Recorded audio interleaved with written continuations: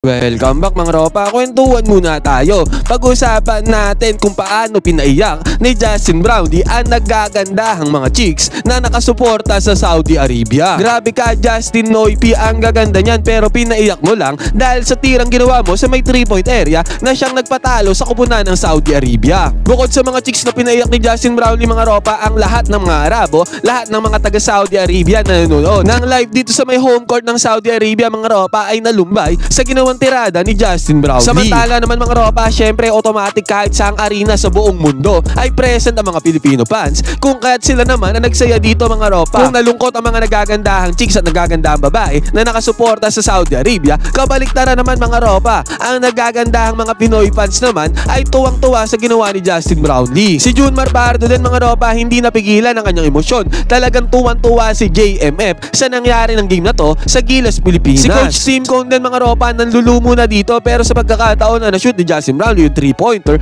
talagang nangyari. Wala na lang naging emosyon dito si Coach Tim Cone. Parang hindi siya makapaniwala sa ginawa ni Justin Brownlee. Ngayon mga ropa, isa-isa may natin ang ginawang heroic moment si Justin Brownlee para sa mga Pinoy fans na nagpaiyak sa mga kababaihan ng Saudi Arabia. Ito ang team analysis at breakdown Justin Brownlee's heroic moment that saved Gilas mga ropa. Simulan na natin to.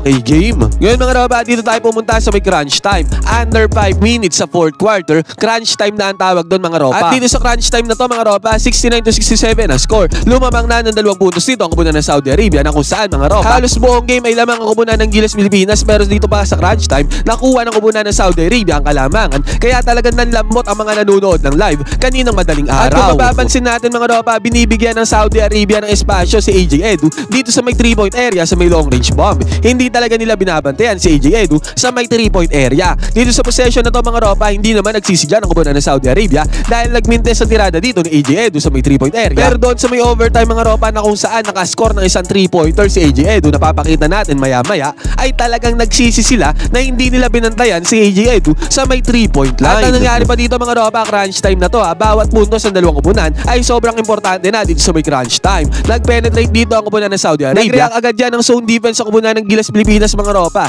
Good kick out naman ang ginawa ng Saudi Arabia sa may right side corner 3-pointer at nakapasok ng 3-pointer dyan ang kupunan ng Saudi. Basket is good. Kaya take note mga ropa, crunch time naging 72-67 ang score. 4 na minuto mahigit ang natitira dito sa may 4th quarter. At ang sisti nga kasi dito mga ropa, bigla nang lumamang ang kupunan ng Kingdom of Saudi Arabia sa kupunan ng Gilas Pilipinas kung kailan matatapos na ang game tsaka pa lumamang ang kupunan ng Saudi Arabia na tila tatalunin na talaga ang kupunan ng Gilas Pilipinas. Buti nga mga ropa, kahit papaano nakakuha ng second chance points dito si AJ Edu mga ropa, clean up niya yan sa mintes sa tirada ni Dwight Ramos. Yun nga lang mga ropa, nakakuha naman ng 3-pointer dito ang kupunan ng Saudi Arabia. Another clutch 3 points na naman para sa kupunan ng Saudi Arabia, kung kaya't ang nangyari dito mga ropa, naging 75-69 ang score. 3 minuto mahigit na lang ang natitira dito sa may 4th quarter. Take note mga ropa, bawat score 6 na puntos na yan nakalamangan ng Saudi Arabia. Malaking puntos na yan mga ropa dahil 3 minuto mahigit na lang ang natitira dito sa may game. Mga ropa, dito na tayo magsimula sa heroic moment sa ginawa dito ni Justin Brownlee. Designated play to para kay JB32 mga ropa ni Coach Tim Cone. Triangle offense to mga ropa na kung saan si Justin Brownlee ang nagmamando ng bola dito sa may mid-range. Kitang-kita natin dito mga ropa, walang double team or walang pressure defense na binigay ang Saudi Arabia against kay Justin Brownlee. Yung sentro lamang nila nakadepensa dito sa may mid-range mga ropa, sa may perimeter. At kung tutusin mga ropa, bawat tirada talaga ng kupunan ng Gilas Pilipinas ay sobrang importante at nakakakaba na sa pagkakataon na to dahil 6 points na nga ang kalamangan ng kupunan ng Kingdom of Saudi Arabia. Pero ang ginawa dito ni JB32 mga ropa, tinansya niya lamang mabuti dito ang depensa ni Al Suwaile mga ropa nung nakita ni Justin Brownlee na kaya niyang ipukol dito sa may perimeter ang mid-range, which is tira niya naman talaga mga ropa. Pero ang kabilib-bilib talaga dito ay walang kakaba-kaba si Justin Brownlee kahit na 6 points at crucial na senaryo dito sa may game mga ropa. 2 points na ginawa dyan ni Justin Brownlee. Basket is good. Ngayon mga ropa, nakascore naman ulit dito ang kupunan ng Saudi Arabia. 1 minuto mahigit ang natitira dito sa may 4th quarter. At ang score na to mga ropa, magandang pick and roll play ng kupunan ng Saudi Arabia. Nalito dito si AJ Edu mga ropa, naiwanan siya sa depensa ni Al Suwaile mga ropa. Easy 2 points na nagawa dyan ang kupunan ng Saudi.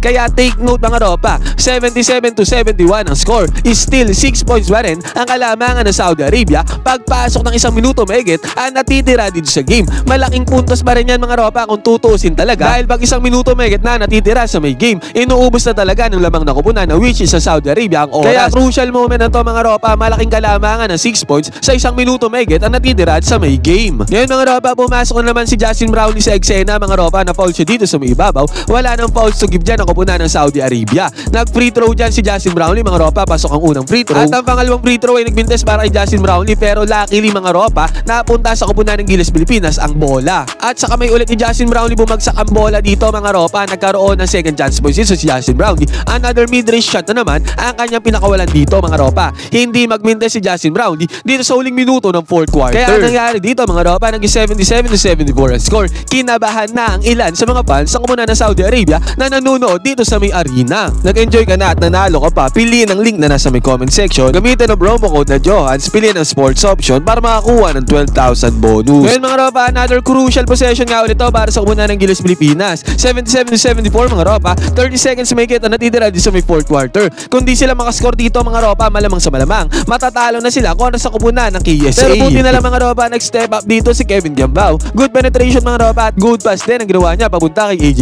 Edu. Kaya nakapagpundar ng 2 points dito ang koponan ng Gilas Pilipinas. At eventually mga ropa, nangyari dito, naging 77-76 ang score. Isang punto sa lang kalamangan ng koponan ng Saudi Arabia. At 30 seconds na natitira dito sa may game mga ropa, as usual sinabi ko nga, inubos ang koponan ng Saudi Arabia ang oras dito mga ropa hanggang sa maging 8 seconds matira ang dito sa game. Nagmintes ang tirada dito ni Abdurrahman. Yun nga lang mga ropa, nasa ilalim si Al Suwailem mga ropa, sinalo niya lang ang mintes sa tirada dito ni Abdurrahman. Nagkaroon siya ng easy 2 points sa may ilalim mga ropa. At ang nangyari dito, lumobos sa 3 puntos sa kalamangan ng Kingdom of Saudi Arabia. 8 segundo natitira dito sa may game mga ropa, sobrang crucial ng pagkakasalo, ng pagkaka-rebound ni Al Suwailem mga ropa doon sa may ilalim para bigyan ng 3 puntos sa kalamangan ng koponan ng Saudi Arabia. Dahil 8 seconds na lang natitira dito sa game mga ropa at 3 puntos ba ang kalamangan ng Saudi Arabia, most likely mga ropa pumabor na sa Saudi Arabia ang chance na manalo nila mga ropa. Yun nga lang, never say die dito si Justin Brownlee. Dito na pinayak ni Justin Brownlee ang mga nagagandahang fans ng koponan ng Saudi Arabia na nanonood dito sa may arena mga ropa. 8 seconds na natitira dito sa may game, na i-inbound ng bola papunta kay Justin Brownlee dito sa may top of the key 3-pointer. Noong una mga ropa ay nadepensahan dito si Justin Brownlee, pero later on napagpag ni Justin Brownlee ang depensa na yan ng koponan ng Kingdom of Saudi Arabia. Ginawa talaga ni Justin Brownlee ang kanyang makakaya para maibato ang tira na to sa may 3-point area. At naipukol naman ni Justin Brownlee ang long range bomb mga ropa, ang crucial long range bomb. Pumasok to para kay JB32 mga ropa. Basket is good ang long range bomb na yan mga ropa, easy money para sa kanya, no problem. At dahil sa 3-pointer na to ni Justin Brownlee mga ropa, naging all 79 ang score. 3 segundo mahigit ang natitira dito sa may game na to mga ropa. Nag-all pa ang score mga ropa, kung kaya't nag-iiyakan na dito ang mga nagagandahang fans ng koponan ng Saudi Arabia. Pati yung mga ibang fans dyan mga ropa, nag-alala na sa ginawa na to ni Justin Brownlee. Imbes na malaki na ang chance ng Saudi Arabia na manalo, pero nandyan pa rin ang Michael Jordan ng Pilipinas na si Justin Brownlee, ang hero natin sa may basketball. At eventually mga ropa, hindi nakascore ang koponan ng Saudi Arabia sa 3 segundo na natitira. Good defense ba ang laro dyan ang koponan ng Gilas Pilipinas mga ropa para dalhin sa overtime ang game na to. Pagpasok ng overtime mga ropa, si Justin Brownlee pa rin na may hawak ng bola. Good penetration ang ginawa niya dito mga ropa, na-attract niya ang zone defense dito ng koponan ng Kingdom of Saudi Arabia. Sabay kick out niya ng bola papunta kay Kevin Gambao di sa may right side corner 3-pointer. Kitang-kita natin mga ropa, open na open si Kevin Gambao dahil sa ginawang penetration na to ni Justin Brownlee. At shooter si Kevin Gambao sa may 3-point area mga ropa, kaya naipasok niya ang buena mano na puntos dito sa may overtime. And take note mga ropa, sobrang importante niyang 3-pointer na ni Kevin Gambao kasi mga ropa, dito sa may overtime sobrang crucial na talaga ng bawat possession at ng bawat puntos na magagawa ng dalawang kupunan. At ito na nga yung sinasabi ko mga ropa, na sobrang crucial ng possession ng bawat kupunan. Nagmintas dito ang kupunan ng Saudi Arabia. Ngayon mga ropa, bola ulit ang kupunan ng Gilas Pilipinas. At dito sa may transition offense sa may fast break mga ropa, na foul dito si Dwight Ramos. Unsportsmanlike foul ang ginawa dito ng kupunan ng Saudi Arabia. Nagkaroon ng 2 free throws dito si Dwight Ramos mga ropa. Isang free throw ang kanya napasok at ang possession mga ropa ay napunta pa sa Gilas Pilipinas. Nag-attempt ulit ng pangalawang 3-pointer dito si Kevin Gambao mga ropa sa may overtime. Pero mintas ang tirada dito ni Kevin Gambao. Pero buti na lamang mga ropa, si Dwight Ramos ay nandoon sa may ilalim sa may box out mga ropa para makuha niya ang offensive rebound. Nagkaroon ng easy 2 points dito si Dwight Ramos mga ropa. Napadali ang kanyang trabaho, crucial 2 points yan, basket is good. Kaya sa isang ilap mga ropa, naging 85-79 ang score, lamang na ng 6 points dito ang kupunan ng Gilas Pilipinas. And take note mga ropa, bawat puntos na lamang sa may overtime ay sobrang importante niyang puntos na yan. Nakabawi naman ng 2 points dito ang kupunan ng Kingdom of Saudi Arabia mga ropa. Yun nga lang si Justin Brownlee, kinuha ulit ang bola dito mga ropa sa may perimeter. Another mid-range jumper na naman ang kanyang pinakawalan. Michael Jordan mga ropa, grabe ang killer instinct dito ni Justin Brownlee. Nagbintes ulit ang kupunan ng Kingdom of Saudi Arabia mga ropa at eventually nahanap ni Dwight Ramos ulit si Kevin Kiambao mga ropa dito naman sa may right wing 3-pointer. Sobrang crucial ang shooting dito ni Kevin Kiambao sa may overtime mga ropa. At buti na lang din talaga mga ropa binabad ni Coach Tim Gomes si Kevin Kiambao dito sa game na to mga ropa at lalo na dito sa may overtime dahil dalawang crucial 3-pointer sa kanya na ipasok dito. Basket is good. Nakakuha naman ng 2 points dito ang Kingdom of Saudi Arabia mga ropa. Yun nga lang, heto na yung sinasabi ko. Ang 3-pointer dito ni AJ Edu. Magandang kick out pass ang ginawa ng kubunan ng Gilas Pilipinas papunta kay AJ Edu dito sa may 3-point area. At walang alinlangan mga ropa. Pinukol ni AJ Edu ang 3-pointer na to. Pumasok yan para kay AJ Edu mga ropa. Basket is good. Yung crucial 3-pointer na yan mga ropa na nagpaselyado sa panalo ng kubunan ng Gilas Pilipinas. Nagkaroon ng free throws dito ang kubunan ng Kingdom of Saudi Arabia mga ropa at eventually naging free throw game na ang nangyari. Dalawang free throws ang pinasok dito ni Chris Newsa mga ropa kaya eventually ang nag-score dito 95-85. Tuwang-tuwa sa pagkakataon yan si Junmar Pardo mga ropa sa what a turnaround na nangyari dito sa laban na to. Talo na nanalo pa ang kubunan ng Gilas Pilipinas. Nagtapos nga ang game sa score na 95-85 mga ropa. What a game pa rin naman props sa kubunan ng Kingdom of Saudi Arabia na nakasabay sa kubunan ng Gilas Pilipinas. Dati mga ropa hindi manalo ang kubunan ng Saudi Arabia sa Gilas Pilipinas pero ngayon mga ropa